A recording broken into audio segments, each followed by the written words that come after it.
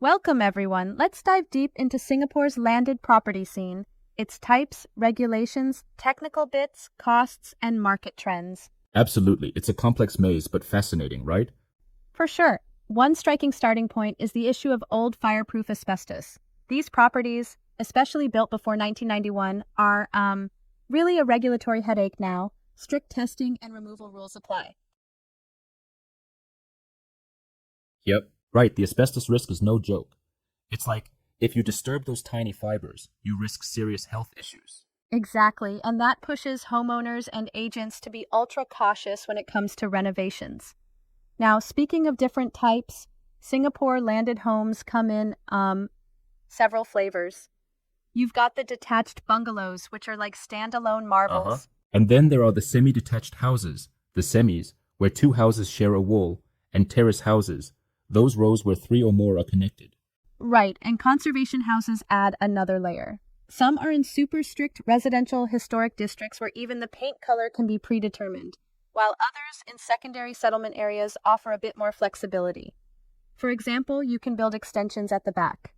Yes, very interesting. Now, zoning plays a huge role too. The URA Master Plan is like the Bible here, correct? Yes, it totally is.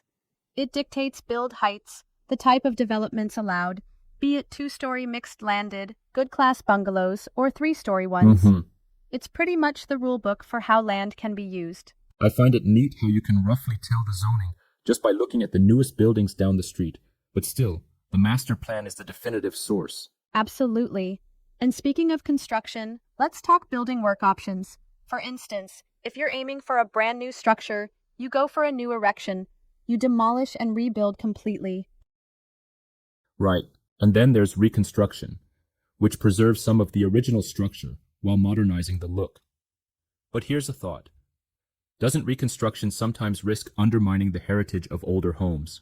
That's a fair point. It's tricky. If not done sensitively, you might lose heritage value, but usually it's an option if you're aiming for a secondary settlement area where regulatory guidelines are a bit relaxed. I see what you mean. And for even smaller tweaks, there's addition and alteration. So minor tweaks like moving a wall or changing windows fall under that. Exactly. But keep in mind, with A&A, you still can't exceed a 50% increase in gross floor area or drastically change elevation. It's like playing within a very strict sandbox. Yeah, indeed. Now, what about those authority requirements? There's a whole host, from URA to SCDF, NParks, and even NEA. Right you are. The SCDF, for instance, mandates that every new erection includes a household shelter measuring at least 3.4 meters. And then there's strict fire safety checks, like staircase dimensions and proper fire exits. For sure. The asbestos regulations we touched on earlier are enforced by multiple authorities, with harsh penalties for non-compliance, so that's a major area of focus. Yep, and don't forget the technicalities like envelope control, which defines the building's maximum height, 8.5 meters for a two-story house and 12 meters for a three-story, with attics adding around 3.5 meters. Interesting. It's a bit like trying to squeeze the most functionality into a fixed space, sort of an architectural puzzle. Exactly. And then you have basements, which can even protrude a little above ground now, up to 1.5 meters. It might seem small, but those adjustments matter when every meter counts. Speaking of spatial matters, the setbacks are also really critical. Setbacks from roads, boundaries, and even from sewer lines and drainage reserves. Right. For example, if the property adjoins an expressway, you could be looking at a setback as large as 24 meters, which is huge. And for other roads, it's much smaller. Yeah, so safety and future-proofing are clearly priorities. It's clear that every detail is regulated to maintain order, though sometimes I wonder if it might stifle creative architectural designs a bit. Well, that's a good point. But then again, these regulations ensure safety and preserve heritage in conservation areas. It's a balance between innovation and tradition. True enough. Moving on to costs. This is where it gets really interesting. For a semi or terrace, reconstruction could cost between $1 to $2 million in construction alone. Yeah, and a new erection usually starts a bit higher, right? Right. And bungalows can vary even more. One example quoted was over $3 million.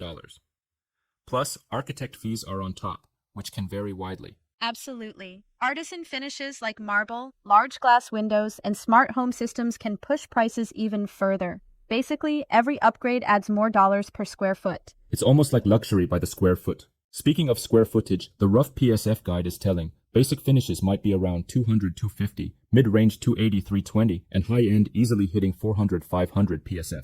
Exactly. And then there's that potential cost when you encounter unexpected issues, like a manhole that needs relocating, which could add upwards of $200,000. Wow, that's a real budget buster. Indeed it is. Now, shifting gears to market dynamics, the latest insights show that landed property transactions are robust, with around 1,633 units sold from January to November 2024 and increasing transaction values. Right, and despite a slight cooling in the landed property price index compared to 2023, the market remains strong, especially for those ultra-luxury good-class bungalows, some even over $20 million. Districts 15 and 28 are hotspots, and off-market transactions in the GCB segment point to a demand for privacy among ultra-high net worth individuals. It seems like while the general market sees steady growth, high-end properties are attracting even more attention from the wealthy. Exactly, and this trend supports landed properties as a safe asset class in this cramped land scenario. Scarcity and exclusivity drive both value and appeal. That's true. And let's not forget, policy measures like high ABSD rates for foreign buyers also help to stabilize the market and make sure local interests are prioritized.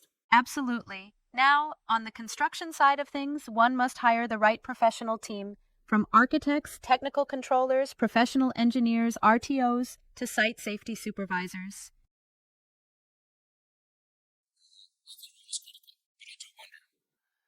Don't you think sometimes the reliance on so many approvals and team layers can slow things down a bit?